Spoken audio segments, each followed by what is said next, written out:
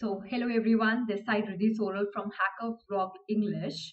Today I'm going to take SQL injection and this is going to be a security code review.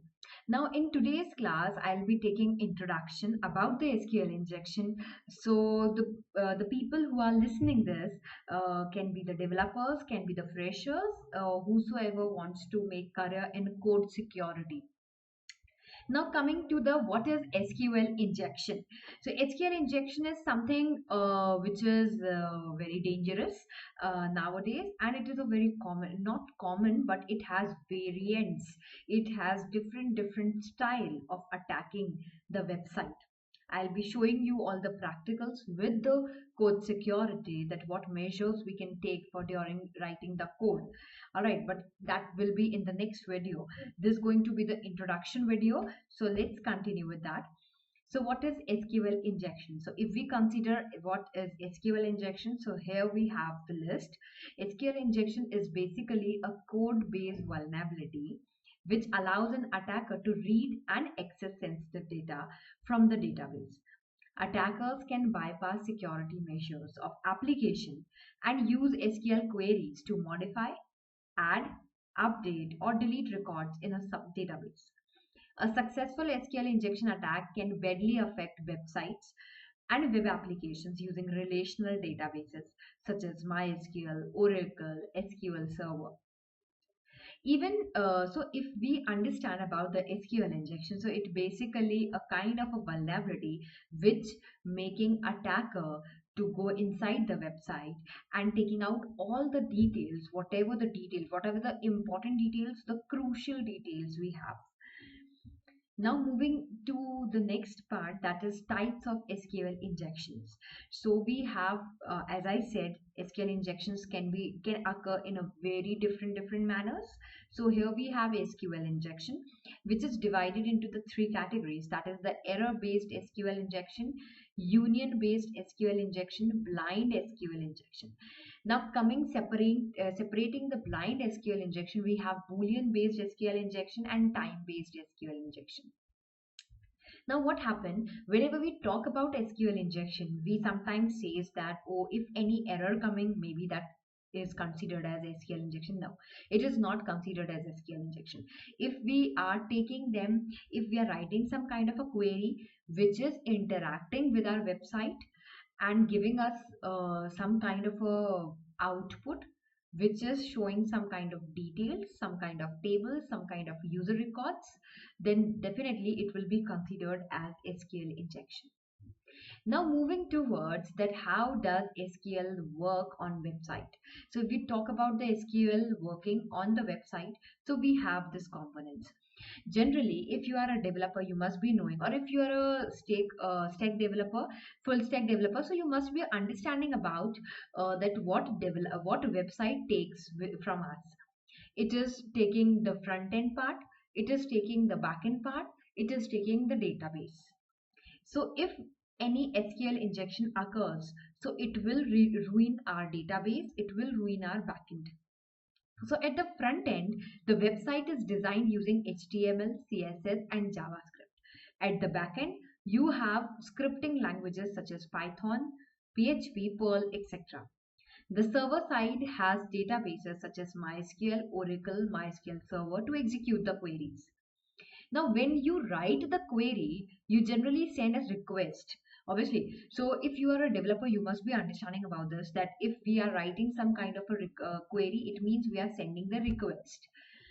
And if that request gets manipulated, then obviously that SQL query turned into SQL injection.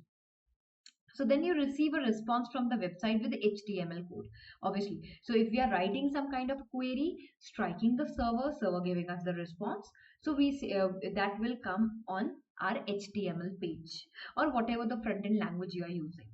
Using the Postman API tool, you can test the responses you can get from the various websites. Obviously, by using the API, we can get certain responses from the websites.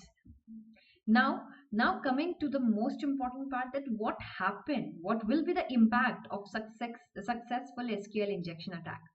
So if we consider SQL injection which is to be successfully impacted on the website, Then a successful SQL injection attacks can have several consequences, including unauthorized access to the sensitive data, such as personal information, financial information.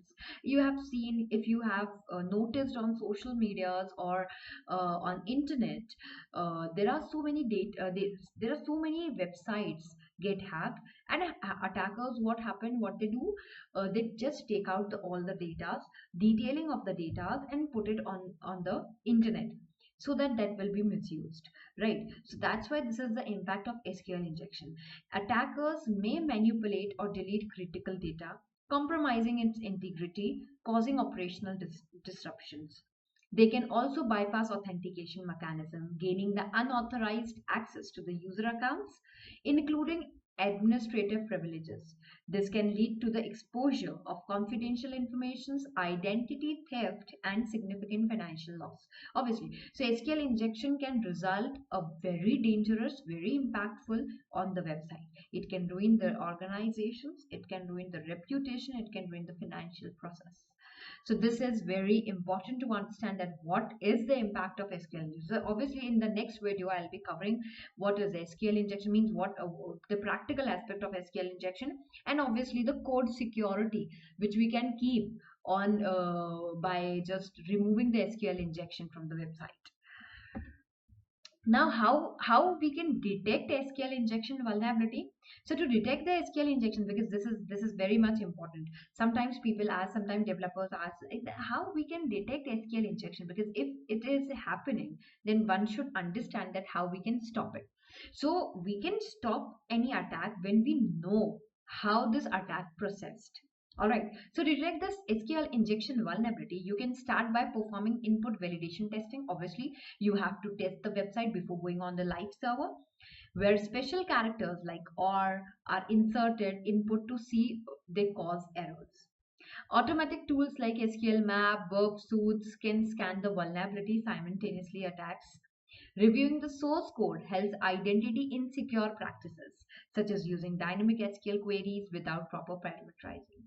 Monitoring for unexpected databases, error messages. So all these things, by understanding the error messages, by understanding the queries which we have written, all these things can detect the SQL injection vulnerability, and we can save our code from SQL injections.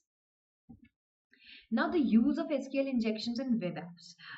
If any SQL injection occurs, then what will be the use of it in the website? So obviously the web servers communicate with database servers anytime they need to retrieve or store data. All right. So if any attacker attacks the SQL injection vulnerability, so definitely what their motive is, just to retrieve all the data which is stored in the database. Now, second is SQL statement by the attackers are designed so that they can be executed while web server is fetching content. So whenever the web server is fetching the content, that time attackers attack, so that that the data fetching will be retrieved from in a way that the attacker get that data. All right. So that's why this injection occurs on a very different mode, but this is very dangerous. Now, so hope you have enjoyed the video, and if any comments of or if you like the video, please do comments. If you have any query related to this, please do comment.